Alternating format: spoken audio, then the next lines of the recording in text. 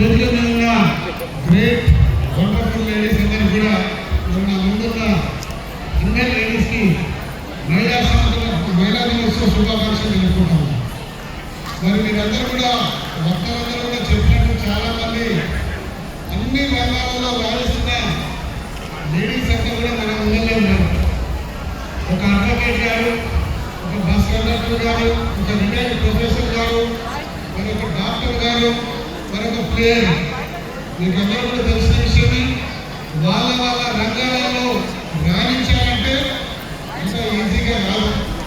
ఎంతో కఠోరమైన శ్రమ, మరి అకుంఠిత దీక్ష, మరి పట్టుదల ఉంటేనే వాళ్ళ వాళ్ళ రంగాలలో రాణించగలుగుతారు. ఒక 20 సంవత్సరాల ముందుకు పోండి, 2006లో పోండి. హైదరాబాద్ మీరు బస్సులో ఎప్పుడైనా ట్రావెల్ చేస్తే ఒక్క బస్సు కండక్టర్ మీకు కనిపిస్తుందా? కనిపించకపోతుంది. అలాగే ఒక 25 సంవత్సరాల క్రితం పోతే విమానం పైలట్ మహిళలు ఎవరు కూడా ఉండకపోతుంది. అలాగే చాలా రంగాలలో మహిళల ప్రాతినిధ్యం లేకపోతుండే. కానీ క్రమేణా ప్రపంచంలో వస్తున్న మార్పులతో పాటు మన దేశంలో ఉన్న జనాభా కానీ, మన దేశవాసుల యొక్క ఆలోచన విధానం కానీ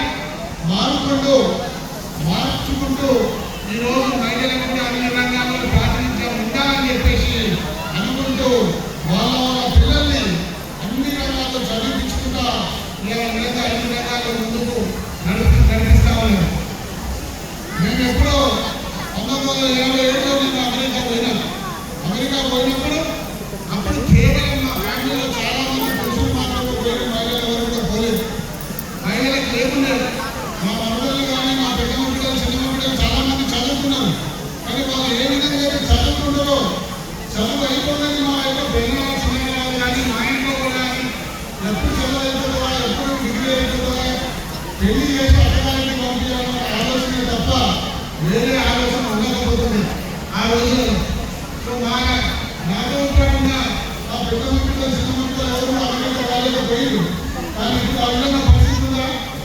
లేదా కంపల్సరీ కొడుకున్న అమెరికా పంపిస్తే కూతురు కూడా అమెరికా చదువుకుంటూ అమెరికా పంపిస్తారు. అందరిగా పంపిస్తున్నారు. ధైర్యంగా చదువుకుంటున్నారు, విదేశాల్లో చదువుకుంటున్నారు, రాణిస్తుందో ఇలా భారతదేశం తిరిగి వచ్చి మన దేశానికి మంచి సేవ చేస్తుందో నా గర్వకారణంగా నిజంగా చాలా సంతోషంగా అనిపిస్తుంది.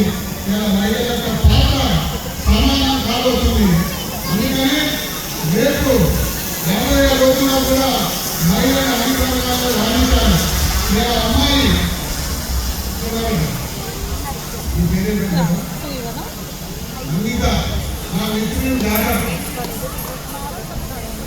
రోలర్ స్కేటింగ్ అనే పేరు విన్నారా? ఎక్కడ నేను ఎక్కడ వెళ్ళేదిగా రోలర్ స్కేటింగ్ అనే ఆటకు భారతదేశానికి ప్రాతినిధ్యం వహించి విదేశాల్లో పథకం చేసుకొచ్చిన అంగీతాన్ని గట్టిగా చెప్పాల్సిన అవసరం ఉంది. ఎందుకంటే ఆ స్కేటింగ్కి సంబంధించిన ఇక్కడ వెళ్ళి కూడా ఇక్కడ లేదు. మా మిత్రుడు వచ్చిండు, మా దగ్గరికి చాలా మంది